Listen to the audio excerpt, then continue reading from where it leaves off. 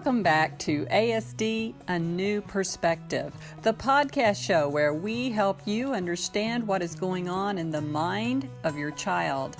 And we do encourage you that growth for your child is possible.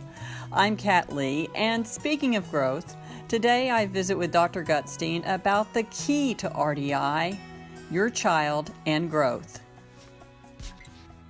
Too, I was thinking about this idea that it's all about, I'll just say me being the parent, doing something with each other versus that personal agency for the child to develop that personal agency, which is huge. Yeah, and interpersonal agency that that you can communicate. But again, it's not about control. I think that one of the things we have to make sure parents appreciate is how hard this is initially, because the child is not pulling their own weight yet. They're not yet driven for growth, like typically developing children. I think the more we can help them to understand that and understand that we're going to get there. That's the first goal, is to set up experiences where they will be joining us in that drive for growth. Once they join us there, in that primary motivation, things get so much easier. And that's, I think, what we have to explain to people is that's the first piece. Everything we're doing is setting up experiences, building memories, building trust around that motivation and really activating it. We're not thinking that it's not there. And again, that's another part of this, the myths of autism, is that they're not like us and they don't have the same motivations as us intrinsically. And they don't unless we activate them. Nobody does. Right. And so our first goal is to recognize, wait a minute, that growth seeking is potentially available to this child. They just have not been able to activate it because of the way of their vulnerabilities and not having the experiences that activate it.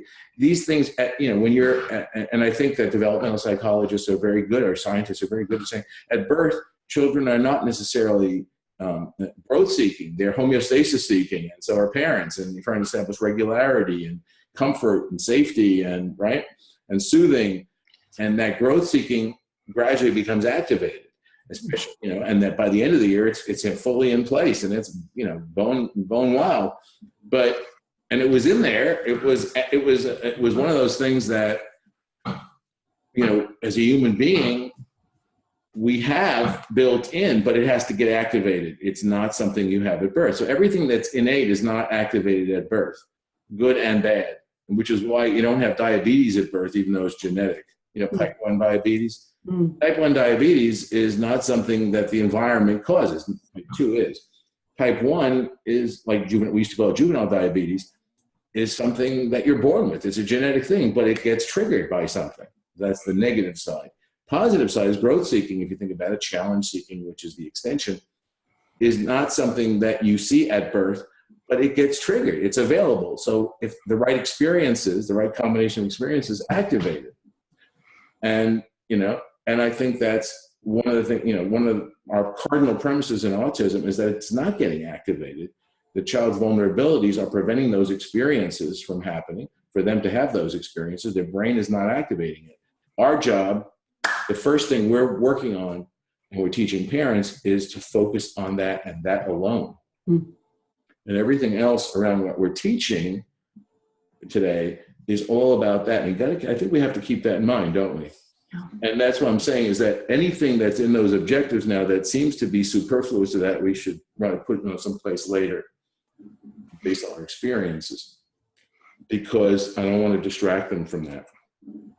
As long as parents can keep focusing on, the only thing I'm thinking about now is activating that intrinsic motivation in their brain.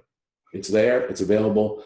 If I create an accumulation of experiences, there's a tipping point, there's a threshold where we know it will be activated. And once it's activated, life for that child, myself, everything gets easier, because we're working from the same goals, the same motivation, everything we're doing together. Right? We're on the same place. That's important, I think. Don't you think? I That think it has to be the umbrella that it's from the the very beginning, I think, right? right.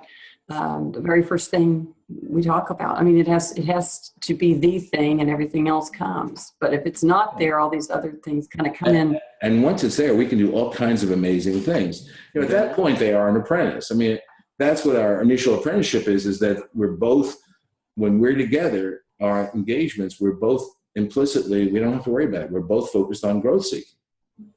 That child's growth seeking. And once that's there implicitly, that's when parents say, oh yeah, life is so much different now. So much better, right? And thanks for joining us for ASD, A New Perspective, the podcast show where we help you understand what is going on in the mind of your child. And we encourage you that growth for your child is possible. I'm Kat Lee. See you next time.